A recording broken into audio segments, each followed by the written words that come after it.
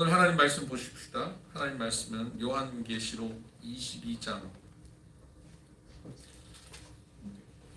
요한계시록 22장 20절 21절 말씀입니다. 우리 한 목소리로 같이 한번 읽어볼까요? 시작. 이것들을 증언하신 이가 이르시되 내가 진실로 속히오리라 하시거늘 아멘. 주 예수여 오시옵소서. 주 예수의 은혜가 모든 자들에게 있을지어다. 아멘. 네, 오늘 요한계시록 말씀으로 이제도 계시는 하나님이라는 제목 가지고 말씀을 나누겠습니다.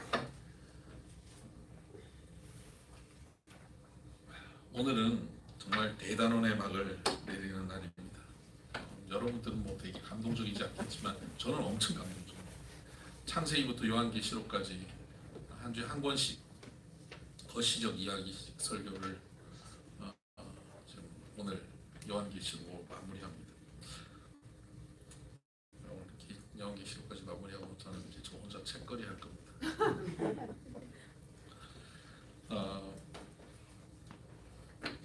여러분은 요한계시록 하면 어떤 느낌이 듭니까? 요한계시록 하면 떠오르는 게 뭡니까? 딱 이미지. 요한계시록 하면 뭐가 떠오릅니까? 예? 어떤 분은 666, 어떤 분은 휴거. 젊은 애들한테 얘기하면요, 아마겟돈 뭐 이럴 거예요. 게임과 관련돼 있어서. 그리고 뭐 조금 아는 분은 뭐 일곱인, 일곱 나팔, 일곱 대접 뭐 이런 거.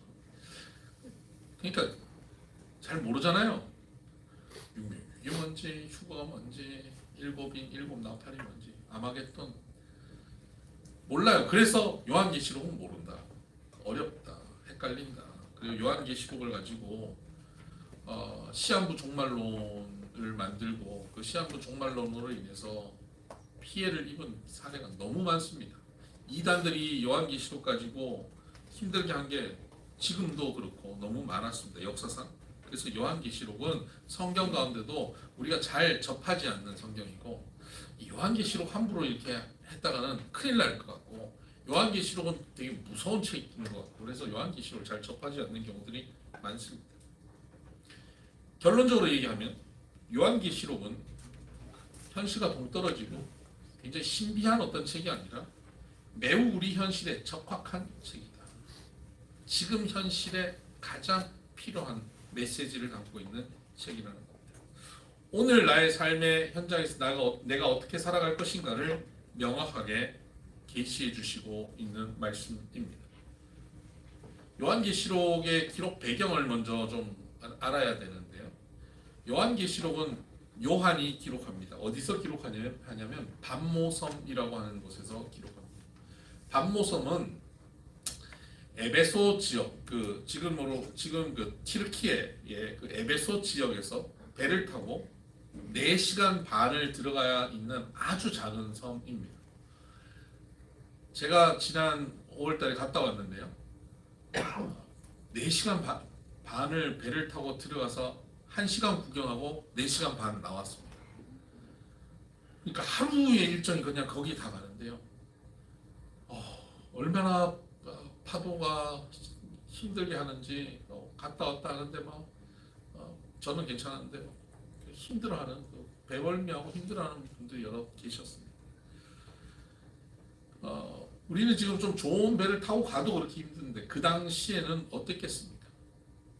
무척 힘든 바닷길이었을 겁니다.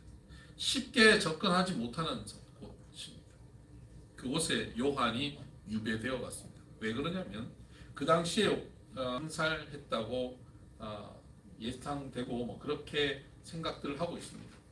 그 티투스 왕을 죽이고 자기가 왕이 되었습니다. 그리고는 자기 그렇게 왕이 되었으니까 약간 왕권이 좀 안정적이지 못하잖아요. 그러니까 왕권을 강화하기 위해서 여러 가지 방법들을 동원했고, 그 당시에 이미 기독교 인구들이 확장되어 있었고, 기독교인들은 그 시대에 많은 사람들에게 매우 인정받는 사람들이었습니다. 그리고 이 기독교인들은 매우 진취적이었습니다.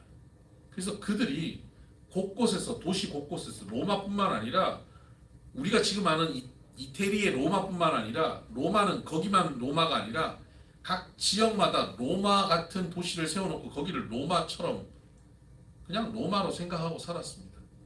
지금 이스탄불도 거기가 동로마 아닙니까? 그렇게 로마로 생각하고 사는 도시들이 많이 있었습니다. 빌립보도 그런 로마 중에 하나였고요. 에베소라고 하는 도시도 그랬습니다. 그 지역에 있는 기독교인들이 많은 사람들에게 긍정적인 영향을 미쳤습니다. 그래서 사람들은 예수 그리스도를 영접하고 교인이 되는 사람들이 매우 많았습니다. 제가 자주 얘기하지만 오늘 우리 김찬정 집사님도 기도 중에 얘기했지만 매력적인 그리스도인들이 그곳에 있었습니다. 그래서 교회에 사람들이 몰려오기 시작한 겁니다. 도미티안 황제가 자기의 왕권을 강화하기 위해서 교인들이 자기를 지지해줘야 되는데 기독교인들이 지지해주지 않습니다. 나중에 그가 저 북쪽 지역 게르만족들과 전쟁을 하고 승리하고 영토도 확장하고 왕권이 강화되기 시작하자 그는 더 강화시키기 위해서 사람들에게 너희들 잘 모르는 사실 내가 하나 알려주마 하고 사람들에게 비밀스러운 사실을 하나 알려줍니다. 그 사실이 뭐냐면 로마는요 황제들이 죽고 나면 그 황제들을 신상을 만들어서 그 황제를 신으로 모시는 전통이 있었습니다. 근데 도미티안 황제는 사실은 내가 죽고 나면 신이 되는 게 아니라 내가 지금 신이다. 이걸 알려줬습니다. 놀랍죠? 안 놀라시는군요. 내가 지금 신이야. 너희들 몰랐지? 사람들이 놀랬겠습니까? 헛소리를 하고 있구나. 근데 어떻게 황제 앞에서 그럽니까? 그러니까 너희들 이제부터 나를 황제라고만 부르지 말고 나를 신이라고 불러라. 데우스라고 불러라. 그렇게 얘기하는 거예요. 하나님이라고 부르는 거예요. 그러니까 기독교인들이 그걸 할 수 있겠습니까? 하나님만 섬기는데 도미티안을 하나님이라고 섬기라고요? 못하죠. 그래서 기독교인들이 거부합니다. 그러니까 도미티안이 자기의 왕권을 강화하고 살아가려면 이 기독교인들을 꺾어야 됩니다. 기독교인을 꺾기 위해서 겁을 주는 것이죠. 너희들 이래도 나를 신이라고 부르지 않을 거야? 하고 사람들을 처단하고 처형합니다. 콜로세움에 던져놓고 사자 밥이 되게 합니다. 사자와 맨손으로 싸우게 합니다. 사람들이 그 모습을 모두 다 지켜보게 합니다. 그렇게 핍박이 시작됩니다. AD 81년부터 96년까지 통치를 하는데요. 그때 계속 기독교인들은 어려움을 당했지만 특별히 93년부터 96년 사이가 아주 극심한 이 박해 시기입니다. 그 박해가 점점 퍼져나가면서 이태리의 로마 지역에서부터 시작된 박해가 퍼져나가면서 이 소아시아, 지금 튀르키예 지역에 있는 도시에게도 확장됩니다. 그리고 에베소에서 목회하고 있던 요한에게까지 그 박해가 다가온 것입니다. 당시에 예수님이 승천하신 이후 벌써 한 60년 이상이 지났기 때문에 그 당시 예수님을 직접 보고 배우고 따랐던 많은 사람들은 죽었습니다. 특히 예수님의 제자들은 모두 다 이미 죽은 이후입니다. 그 중에는 유일하게 남아있는 사람이 요한 한 사람이 남아있었습니다. 그러니까 그때 초대교회의 모든 영향력은 요한에게 집중되어 있었습니다. 요한이 뭐라고 얘기하느냐, 요한의 입장이 뭐냐가 모든 사람들이 관심을 가지고 있었습니다. 그러니까 도미티안의 눈의 가시 같은 존재가 요한이죠. 도미티안 황제가 많은 사람들 죽였는데 요한 하나 못 죽이겠습니까? 그냥 죽여버리면 되지 않겠습니까? 근데 왜 유배를 보냈을까요? 죽여버리면 괜히 이 기독교인들이 반항심만 더 생기고 결집하게만 만들어서 더 힘들어질 수도 있다. 요한은 이미 그때 당시에 100세를 바라보고 있는 노인이었고 제가 가만히 둬도 곧 죽을 거다. 그 당시 평균 연령이요 50세가 채 안 됐습니다. 그러니까 100세가 다 된 노인이니까 뭐 이제 오늘 죽어도 이상할 게 없는 존재 아닙니까? 그러니까 그런 요한을 굳이 사람들 앞에서 처형할 필요가 없다라고 생각한 겁니다. 그래서 일단 사람들 눈에서 치워버리자. 멀리 보내고 저 노인은 배 타고 가다가도 죽을 거다. 그리고 저 섬에 던져놓으면 혼자서 그냥 죽을 것이다. 그냥 그렇게 사라지면 기독교 영향력도 시들시들해지겠지라고 생각한 것이지. 그래서 유배를 보냅니다. 그 먼 곳 밤모섬에 홀로 보냈습니다. 밤모섬, 조그마한 밤모섬에 사람도 몇 살지 않는 그곳에서 제대로 먹거리도 없는 곳에 그곳에 가서 삽니다. 집도 제대로 짓지 못하고 산 중턱에 있는 동굴 속에 들어가서 생활합니다. 캄캄한 동굴. 제가 이번에 들어가 봤는데요. 캄캄한 동굴 안에 들어가서 그 먼 곳에서 형제들과 떨어져 있는 그곳에 있는 요한의 심정이 어땠을까를 생각해 보았습니다. 예수님을 만나고 그 위에 예수님과 함께 배우고 예수님이 승천하신 이후에 성령의 강림 사건을 경험했던 요한이 많은 제자들과 함께 교회를 세워서 전 세계에 복음을 전하고 교회가 부흥한 것을 경험했지요. 네로 황제의 핍박과 박해 속에서도 교회는 더욱더 든든히 서왔죠. 그런데 이제 도미티안 황제의 박해 안에서 교회는 실패하고 무너지고 있는 듯 했습니다. 함께 했던 동료들, 함께 했던 친구들 다 죽었고요. 이제 교회에는 다음 세대들이 남았는데 이 세대들은 예수님 직접 본 것도 아니고 건너 들었는데 이들의 믿음이 그렇게 든든해 보이지도 않고요. 그런데 자기는 먼 곳에 유배되어 와서 동굴 속의 캄캄한 곳에서 살고 있는 것입니다. 내가 60년간 내 인생을 다 걸고 예수님 만나고 난 이후에 60년 이상을 거의 70년 정도를 이 복음을 위해서 헌신하고 살아왔는데 이 마무리가 이게 뭔가?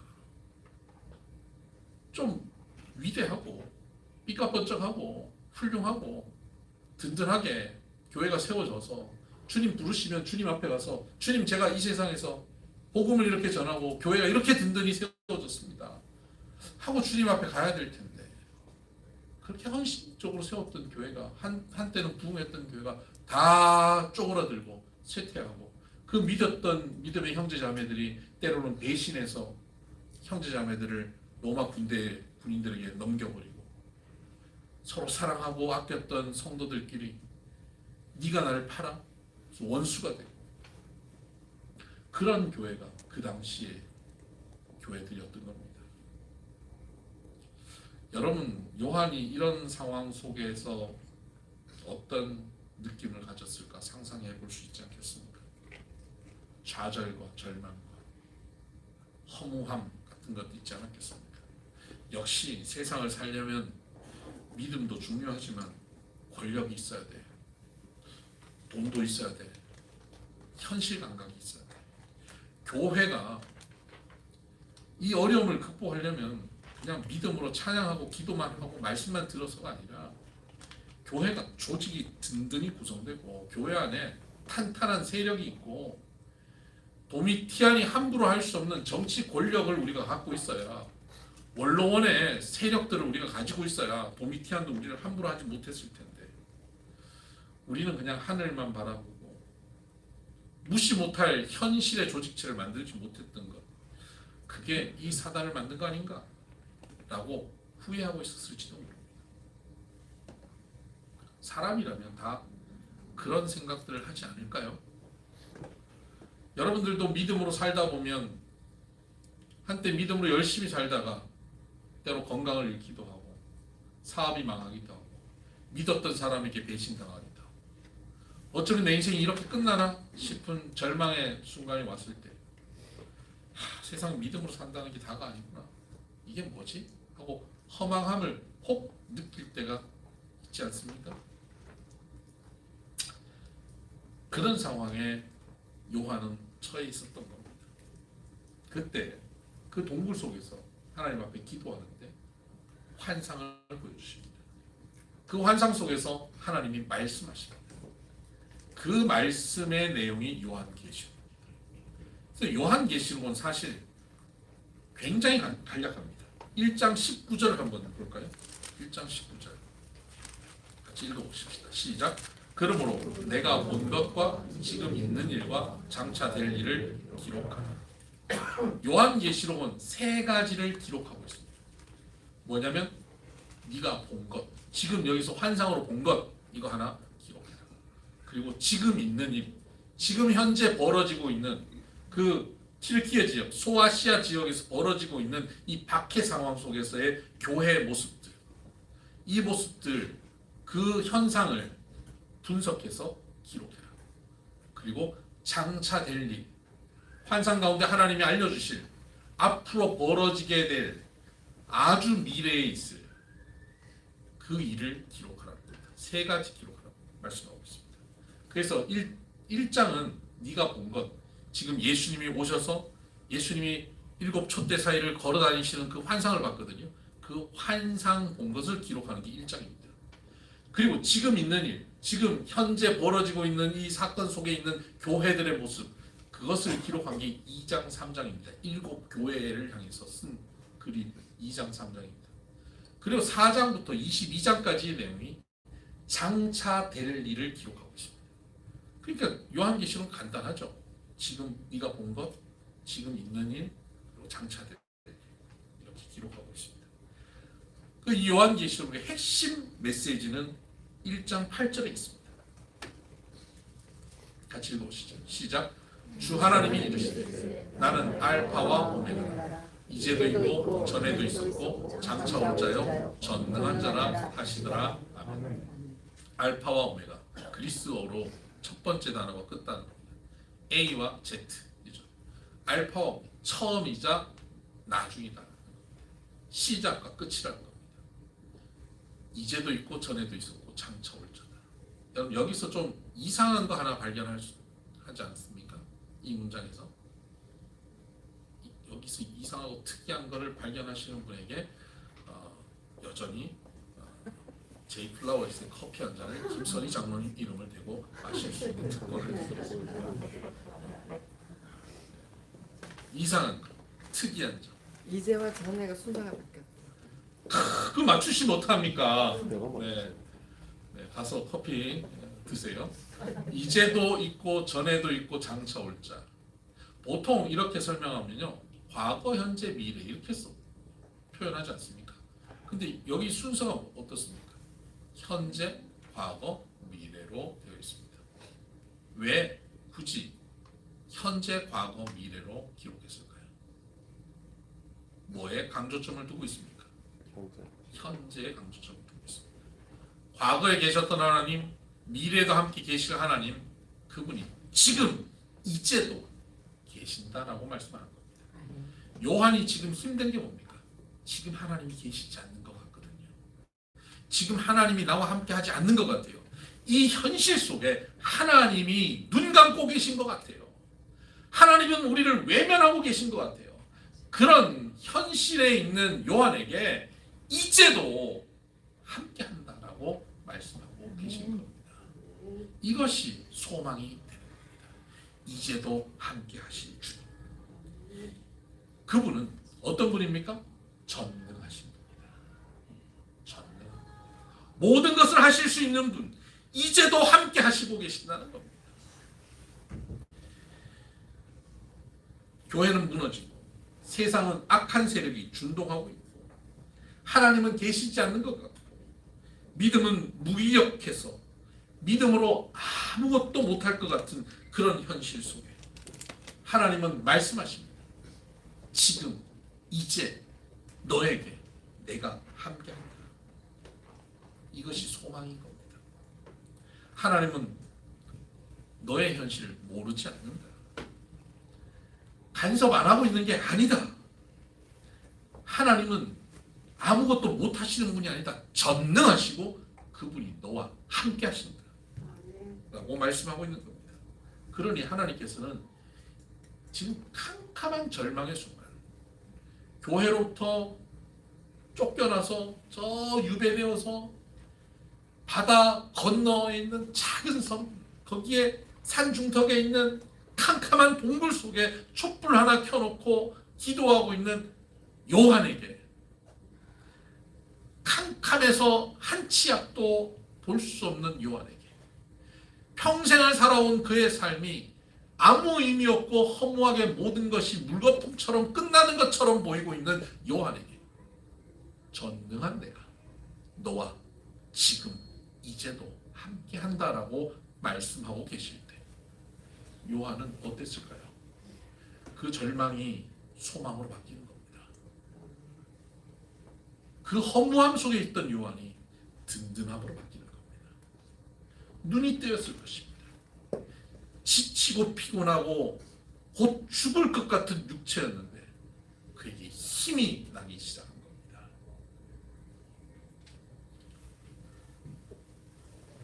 하나님께서, 전능하신 하나님이 우리를 가장 선한 길로, 가장 베스트로 인도하시겠지라고 하는 확신이 그에게 생겼던 겁니다.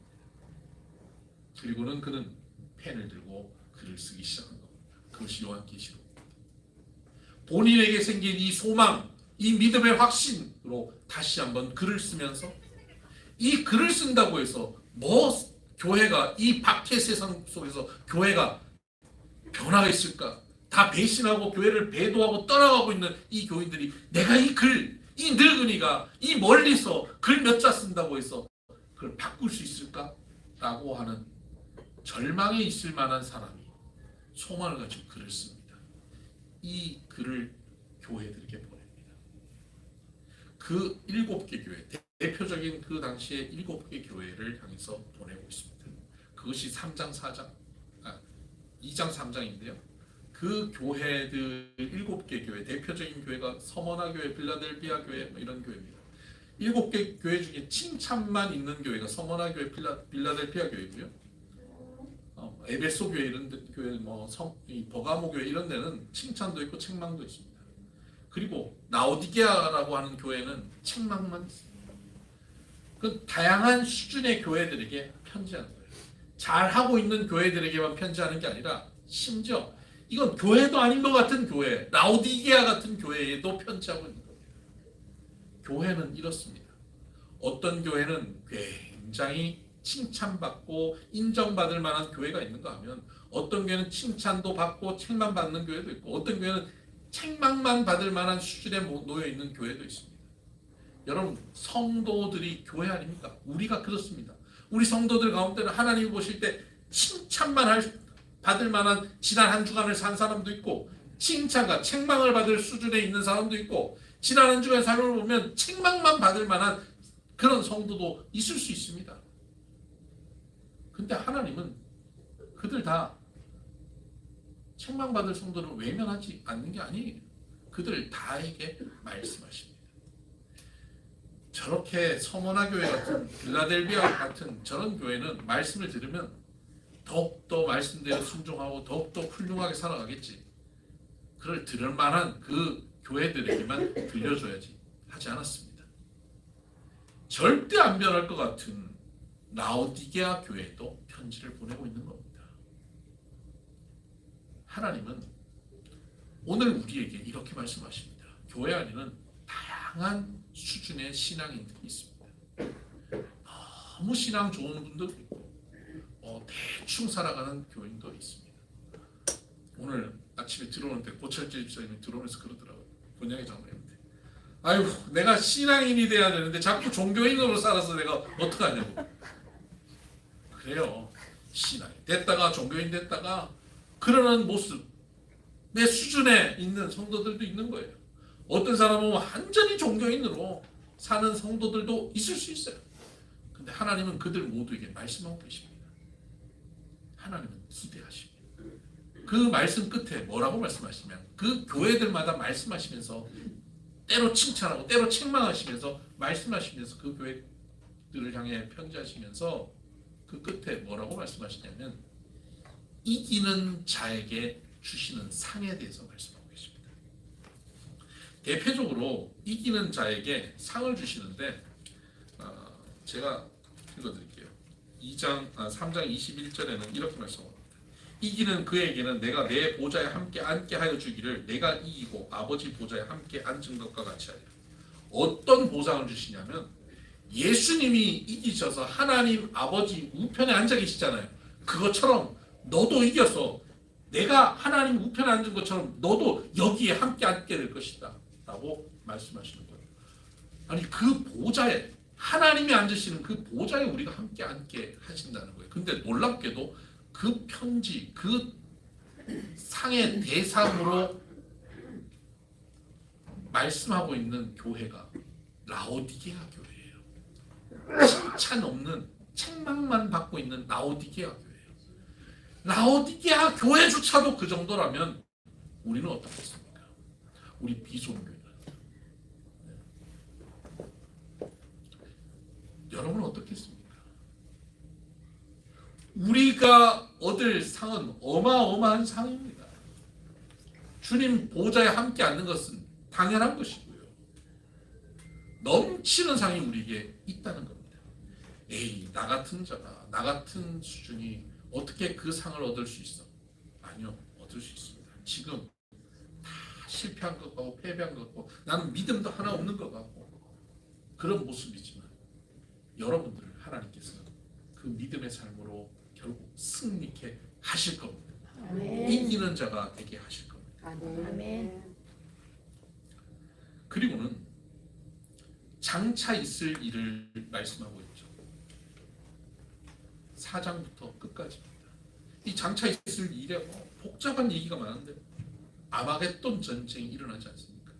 하늘에서 일어나는 전쟁, 아마겟돈 전쟁, 영적 전쟁, 너무너무 복잡한 전쟁인데 혼돈과 혼란과 아비규환이 일어나는 그런 상황입니다.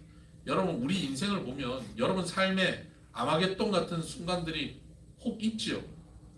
혼돈과 혼란과 아비규환이 있는 그런 순간들이 있잖아요.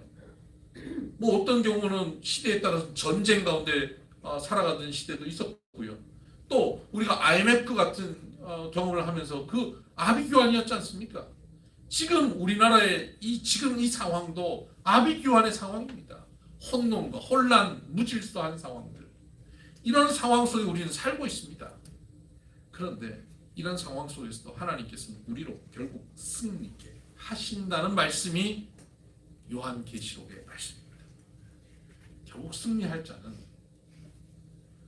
도미티안 황제가 아니라는 겁니다. 모든 것이 도미티안의 혀 끝에 달려있는 것처럼 보이지만 그렇지 않다는 겁니다. 도미티안이 결정하는 대로 움직여질 것 같지만 로마 군대의 힘에 의해서 움직여질 것 같지만 그렇지 않다는 겁니다. 하나님께서 최후 승리를 주신다는 겁니다. 그리고 하나님을 향한 믿음을 갖고 있는 이들이 그 최후 승리의 새 하늘과 새 땅을 누리게 될 것이다. 그곳에서는 눈물을 닦아주시고 애통도 없고 곡하는 것도 없고 아픈 것도 없는 그날이 올 것이다. 만물을 새롭게 해주시는 날, 그날이 올 것이다 라고 말씀하고 있습니다. 그리고는 요한계시록 22장 20절에 이것들을 증언하신 이가 이르시되 내가 진실로 속히 오리라. 예수님이 오시는 날 뭡니까? 승리입니다. 마지막 때에 속히 오시는 재림의 때 완전한 승리고요. 개인적으로 우리 각자의 삶의 자리에 지금 밤모섬에 유배되어 있는 요한에게 하나님이 말씀하심으로 그에게 찾아오셔서 그에게 믿음으로 확신하셔서 내가 이제도 너와 함께한다라고 하는 것, 이것도 그에게 오신 겁니다. 그는 개인적으로 주님을 만난 겁니다. 마지막 때, 그때부터 2000년이 지난 지금까지 아직 오지 않으신 예수님, 그리고 앞으로 얼마나 더 가야 재림의 주님이 오실지 우리는 아무도 몰라요. 그 재림주, 그날을 응시하고 바라보고 사는 것이 아니라 지금, 이제, 현재, 당장에 함께하고 계시고 지금 여기에 오신 주님, 절망으로 인해, 불신앙으로 인해, 고통으로 인해서 주님이 오신지 모르고 주님이 함께 하신지 모르고 절망하고 있는 우리들에게 너에게 지금 속히 오리라. 내가 지금 너와 함께 하리라. 라고 말씀하시는 주님. 그 주님을 만나야 하는 것입니다. 요한은 그 주님을 만났고 그 주님 가운데 그는 밤모섬에서 소망을 보았고 그는 결국 다시 유배지에서 풀려나서 에베소 교회에 가서 다시 목회를 하고 그 7개 교회를 다시 회복시키고 결국 도미티안 황제는 암살당하여 죽고 요한과 요한의 제자들 그 초대교회 교인들은 더욱더 왕성하게 일어나서 그 이후에도 여러 황제에서 박해가 반복되었지만 그 박해 가운데 이 믿음으로 결국은 주와 함께 이제도 함께 하신 주님과 함께 그들이 승리합니다. 심지어 깊은 땅 속에 땅을 파고 들어가서 굴을 파고 들어가서 그곳에서 거하면서 믿음을 지켰던 기독교인들이지만 결국에 그들은 승리합니다. 200년이 지난 후 로마는 주님 앞에 완전히 무릎 꿇게 되는 겁니다. 로마는 주님 앞에 항복을 선언합니다. 교회는 승리합니다. 믿음은 승리합니다. 오늘 현재 나의 삶 속에서 불신앙이 절망으로 이끄는 나의 이 상황 속에서 이제도 함께 하시는 예수님을 믿고 걸어가면 오늘 내 삶에서 그 승리를 맛볼 것입니다. 아멘. 그 승리를 맛본 사람은 영원한 승리에 참여하게 되는 겁니다. 7개 교회를 향해서 이겨라고 말씀하고 계시는 주님은 오늘 우리를 향해서도 이기라고 말씀하십니다. 그리고 지금 우리에게 이제도 너와 함께한다고 말씀하고 있습니다. 승리의 날, 그날은 앞으로 100년 후, 2000년 후 재림 주님이 오실 때 이루어지는 것만이 아니고 지금 믿음으로 전능하신 주님이 이제도 지금도 나와 함께 하시는구나. 내가 보기에는, 내가 느끼기에는 저 바다 건너편 작은 섬에 갇혀 있는 것 같고 캄캄한 동굴 속에 갇혀 있는 것 같고 아무것도 할 수 없는 현실 속에 놓여 있는 것 같지만 전능하신 하나님이 지금 나와 함께 하시는 지금 이곳에서 그 하나님과 내가 할 수 있는 것, 그 작은 일을 시작하면서 그 승리가 우리 가운데 이루어질 것입니다. 펜을 들고 글을 쓰면서 요한은 이미 승리한 겁니다. 여러분은 지금 어디에 계십니까?